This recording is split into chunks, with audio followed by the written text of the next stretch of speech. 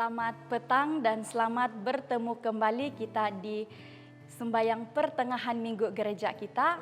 Puji dan syukur kita kepada Tuhan atas kebaikannya. Sekali lagi kita dapat bersama-sama untuk memuji dan merenungkan firman Tuhan. Saya suka untuk memperkenalkan para pengambil bahagian pada hari ini. Saya akan melayangkan doa nanti. Lagu istimewa akan disampaikan oleh Sharon Neda dan juga Suzanne. Elder PJ akan menyampaikan renungan dan dia juga akan menyampaikan lagu istimewa untuk menutup renungannya nanti. Mari kita mulai dengan doa, saya pimpin kita dalam doa. Tuhan Allah Bapa kami yang bertakhta di dalam kerajaan takhta surga, terima kasih untuk segala kebaikan-Mu dan terima kasih juga untuk penyertaan-Mu kepada kami sepanjang hari ini. Pada saat ini Bapa, kami mau mengundang Roh Kudus-Mu untuk hadir bersama-sama dengan kami, terutamanya untuk Elder PJ yang akan menyampaikan firman-Mu dengan baik sesuai dengan kehendak-Mu. Juga kepada kami para pendengar dimanapun kami berada, bantu kami agar kami boleh mendengarkan firman-Mu dan memahami akan firman-Mu yang akan disampaikan nanti. Terpujilah Engkau karena Engkau akan mengampuni kami daripada segala kesalahan dan juga dosa yang sudah kami lakukan. Inilah doa kami, dalam nama Yesus kami sudah berdoa. Amin.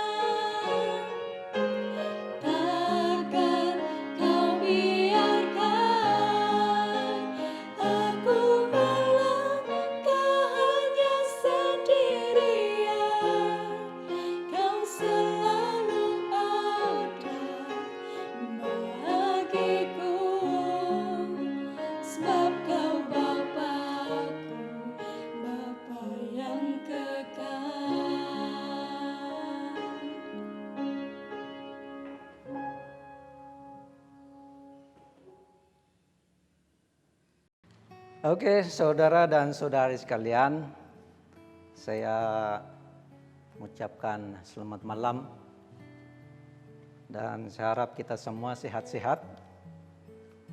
Mungkin yang baru balik dari kerja apapun, kita bersyukur karena Tuhan sentiasa melindungi kita semua. Dan pada malam ini adalah jadwal saya untuk menyampaikan renungan pendek untuk kebaktian pertengahan minggu kita. Namun sebelum itu mari kita berdoa untuk membuatkan pelajaran ini dapat kita pahami dengan lebih baik. Mari kita berdoa. Bapa di surga, kami sangat bersyukur dan berterima kasih atas penjagaan Tuhan sepanjang hari yang lalu. Sehingga sekali lagi pada saat ini kami sempat mendengarkan renungan daripada firman-Mu untuk menguatkan iman kami bersama. Dan kiranya Roh Kudus dari surga dapat memberi kami pengertian kepada pelajaran yang akan kami dengarkan nanti. Bapa, khusus untuk hamba-Mu yang akan menyampaikan firman ini, kiranya dibantu dengan Roh Kudus dari surga, agar segala ilham yang baik dapat membangun iman kami bersama. Dosa yang ada dalam kehidupan kami, kiranya Tuhan mengampuni, agar kami semua layak di hadapan Bapa sebagai milik Bapa sepenuhnya. Terima kasih dengan doa ini Bapa, Engkau sudah menerima dan menjawab sesuai dengan kehendak-Mu. Kami menyerahkan doa ini dalam nama Yesus Tuhan, Juru Selamat kami. Amin. Baik, saudara-saudari sekalian, dimanapun saja kamu berada, mungkin yang di rumah ataupun barangkali ada yang tidur di ladang kah, dimanapun. Tapi kita senang sekarang sebab kita begitu kita begitu senang untuk melihat semua like yang ada di dalam YouTube ataupun di dalam Facebook. Daripada malam ini mari kita renungkan serba sedikit pelajaran ataupun firman Tuhan yang akan membuatkan iman kita sentiasa kuat, kokoh, teguh di dalam Tuhan. Saya punya tajuk ada lain sedikit, tapi kita coba renung-renungkan dan artikan apa makna sebenarnya pelajaran ini.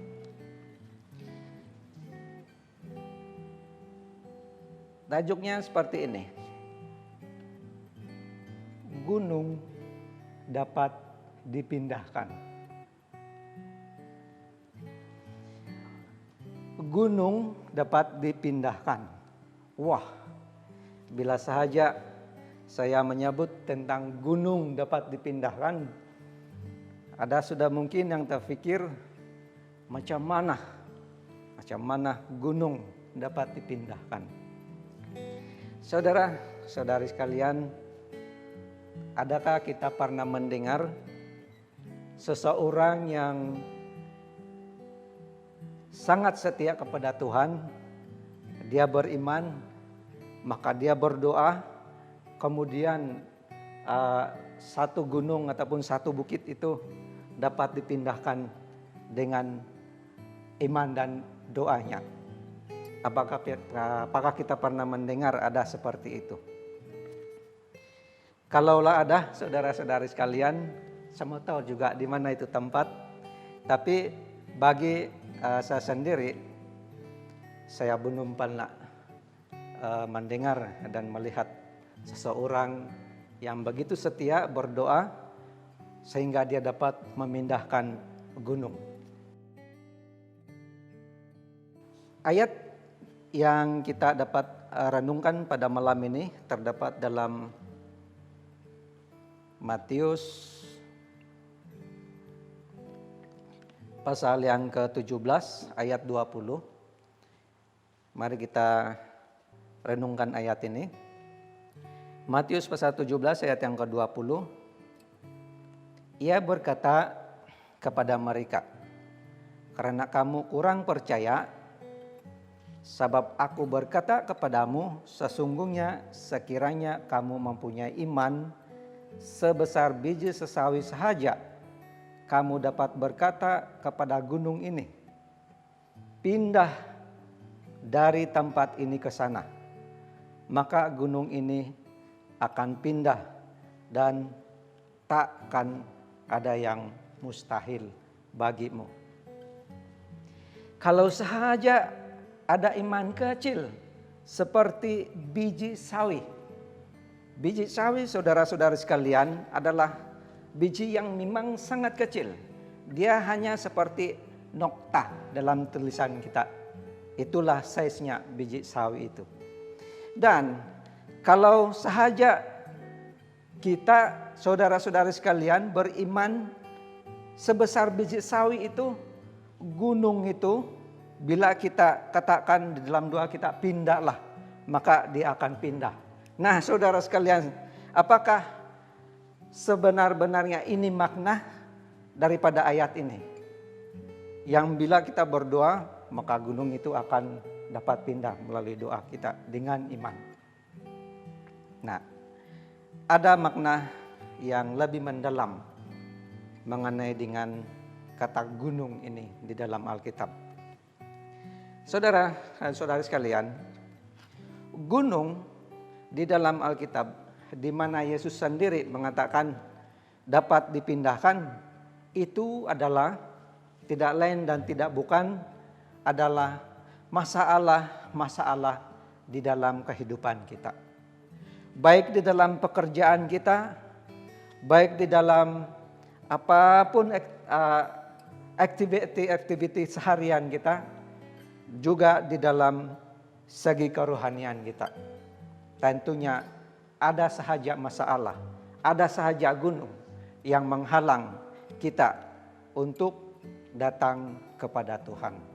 Biasanya kalau kita kiranya berada di satu tempat yang sangat indah, kemudian kita mau melihat lagi di sebelah sana apakah pemandangan di sana, tetapi ada gunung yang menghalang di sana, maka kita tidak dapat lagi melihat di sebelahnya apakah benda-benda yang ada di sebelah sana itu. Nah, saudara, inilah arti perkataan gunung yang diambil oleh Yesus sendiri, yaitu setiap masalah-masalah yang ada di dalam kehidupan kita. Saya suka memberi satu contoh. Masalah ini agak setiap kita tentu akan melaluinya. Satu contoh yang simpel saja. Beberapa bulan yang lalu, saya pergi bekerja di satu ladang gata orang. Saya tidak sebut siapa punya ladang gata itu. Tugas saya di sana ialah mopom itu rumput-rumput di sana. Mopom itu rumput-rumput di sana supaya kawasan ladang gatanya itu bersih dan senang mereka untuk bekerja di sana. Yang lain sedikitnya ini, saudara-saudari sekalian, saya tidak dipantau oleh pemilik ladang gata tersebut.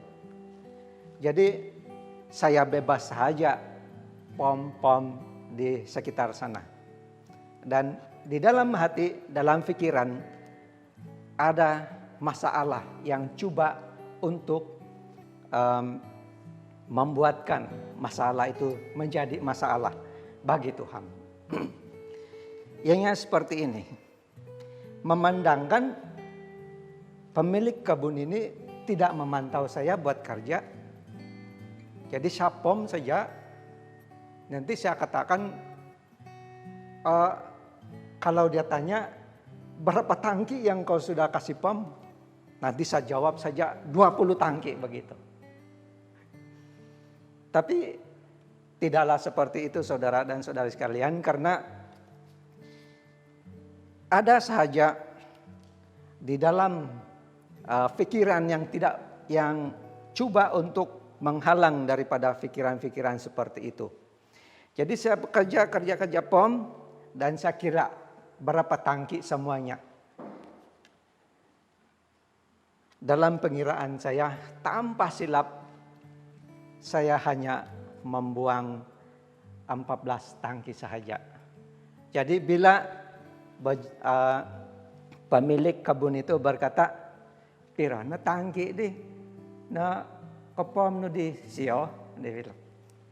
Jadi saya jawab dengan jujur, 14 tangki saja.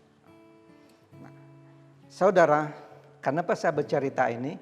Setiap masalah, setiap penderitaan atau setiap pencobaan, ataupun itulah yang gunung itu yang coba menghalang kesetiaan kita di hadapan Tuhan, setiap kita akan menempuhnya pada bila-bila masa sahaja. Satu cerita, masih ingatkah kita cerita tentang seorang perempuan yang ditimpa masalah. Bukan sekejap masalah ini menimpanya. Bukan sehari dua hari, 1 bulan, setahun, tidak. Bahkan masalah yang menimpa dirinya ini menjadi masalah dalam kehidupannya selama 12 tahun.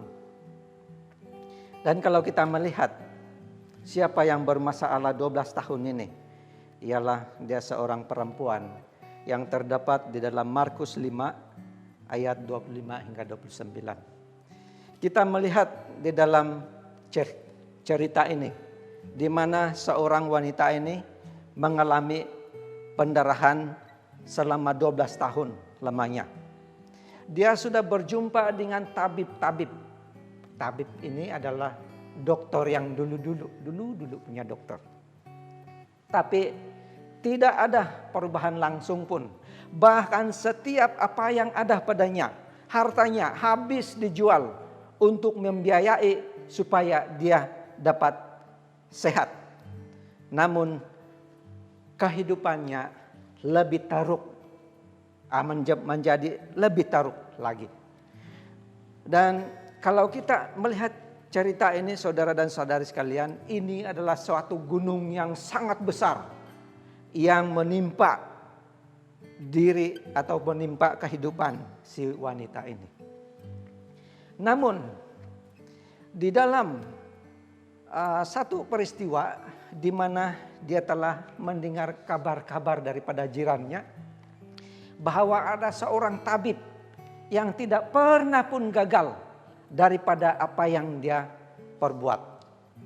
Menyembuhkan orang sakit, membuatkan mata orang buta melihat, dan orang lumpuh boleh berjalan. Jadi si wanita ini terfikir di dalam hatinya, saya akan coba untuk pergi kepada orang yang mereka cerita itu. Dan saya tidak akan terus pergi ke hadapannya, tapi saya akan coba jamah sahaja jubahnya dan saya akan sembuh. Nah, inilah yang dibuatnya. Langsung dia buat apa yang ada dalam pikirannya itu dan pergi kepada Yesus tanpa Yesus mengetahui. Dia menjamah baju Yesus. Dan menurut cerita ini, pada saat itu juga berhentilah masalahnya, yaitu masalah pendarahan selama 12 tahun. Ya saudara-saudari, berbalik kepada tajuk yang saya bagi tadi, di mana gunung dapat dipindahkan.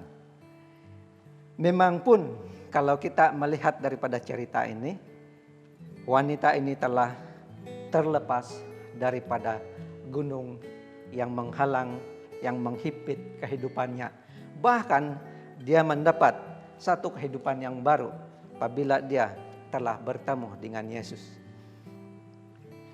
Nah, saudara dan saudari sekalian, ada begitu banyak masalah-masalah di dalam kehidupan kita, maupun waktu kita pun mempunyai masalah juga. Dan saya pikir masih baru juga lah, walaupun sudah mencapai hampir setahun, tapi saya pikir masih baru juga.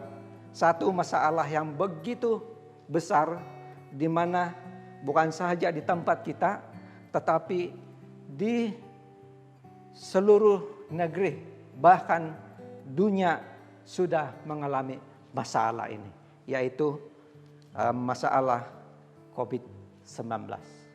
Saudara, ini merupakan satu gunung yang coba menghalang kita untuk datang kepada Tuhan. Kalau kita teringat ataupun pikir secara logik.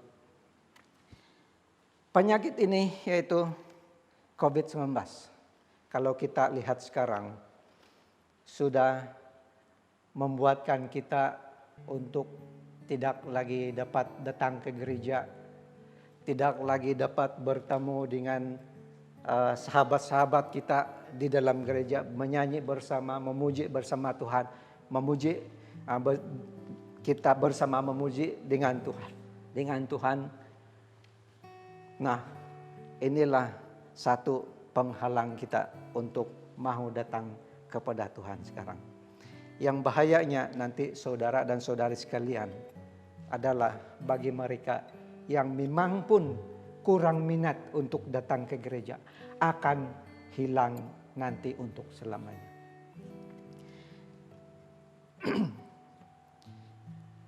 Saudara, dengan pelajaran yang singkat ini, mari kita renungkan dan pahami di dalam kehidupan kita masing-masing bahwa apapun gunung, apapun masalah yang coba menghalang kita untuk datang kepada Tuhan ataupun menghalang kehidupan kita setiap hari, kita dapat mengatasi semua ini hanya kita berserah sepenuhnya kepada Yesus. Maka itu saudara dan saudari sekalian, dengan renungan yang pendek ini biarlah menjadi satu ingatan kekuatan iman kita bersama. Walaupun kita di rumah masing-masing untuk mendengar karena masalah yang kita sebutkan tadi, yaitu masalah COVID yang tidak dapat lagi berkumpul bersama, tetapi kita masih dapat memindahkan masalah ini dengan menyanyi, berbakti di rumah kita masing-masing. Baik di dalam keluarga setiap hari, setiap petang atau pagi, begitu juga dengan hari Sabat. Walaupun masalah ini coba menghalang kita, tapi masih lagi kita boleh menyembah Tuhan walaupun di rumah ataupun dimanapun kita berada. Terima kasih saudara dan saudari sekalian. Selamat malam dan Tuhan memberkati kita.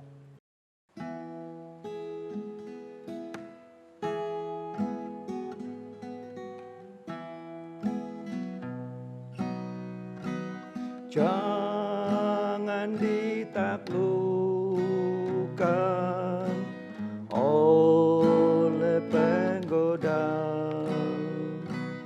tunjukkan kekuatan dan kemenangan. Lawanlah musuhmu dengan setia, pandang pada Yesus. Yesus yang peliharakan. Mintalah perlindungan dan penghiburan Tuhan. Yesus sungguh sedia pimpin kau selamanya. Pelihara dirimu dari yang jahat, turut firman Tuhan yang Maha Kudrat. Berikanlah hatimu pada yang esa, pandang pada Yesus, terima sentosa. Mintalah perlindungan dan penghiburan Tuhan. Yesus sungguh sedia pimpin kau selamanya. Mahkota al-hayat dikurniakannya kepada umatnya yang sudah menang. Haraplah selalu pada kasih-Nya, pandang pada Yesus, pegang janji-Nya. Mintalah perlindungan dan penghiburan Tuhan. Yesus sungguh sedia pimpin kau selamanya.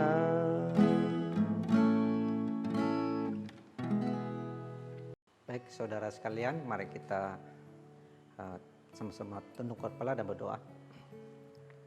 Bapa di surga, terima kasih karena Engkau menjagai kami. Terima kasih karena firman yang begitu baik memperingatkan kami bagaimana kami dapat memindahkan atau membuka masalah dalam kehidupan kami hanya melalui Yesus sebagai Tuhan kami.